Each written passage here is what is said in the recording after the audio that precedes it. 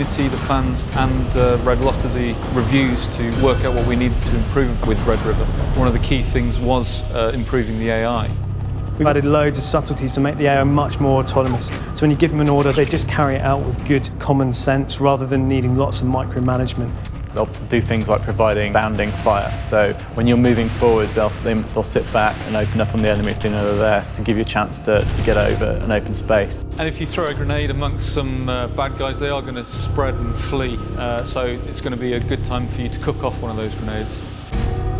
It's subtle stuff, it's not big headline features, but it's the sort of stuff that will make all the difference when you're playing the game.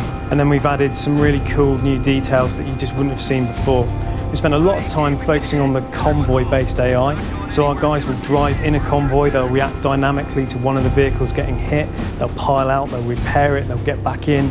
We've changed the way the vehicle handles. With our background of racing titles, we've had the expertise in-house to look at the way they move in terms of weight, distribution of suspension and the way they drift, and that gives you a much more authentic handling experience when you drive one of these big military vehicles. We also entertain aesthetically, so you've got better free look inside vehicles, so you get a better sense of your surroundings, and the detail levels inside and outside vehicles has been drastically upped.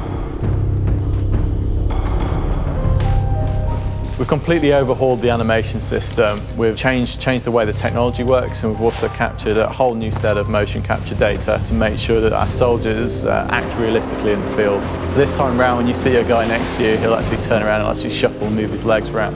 When they're going to sprint, they actually kind of run up and then come to a skidding stop. So lots of little touches on the animation side to really make you feel like you're working alongside humans. We've spent a lot of time in Red River on behind the gun experience. It's the core of our game. It's the one thing that differs us from the rest of the shooters on the market. It really feels like you're actually holding a weapon now.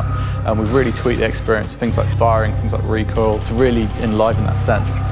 It still gives you the accessibility because you're playing with a different gun, but at the same time, you'll feel the difference in each of the models.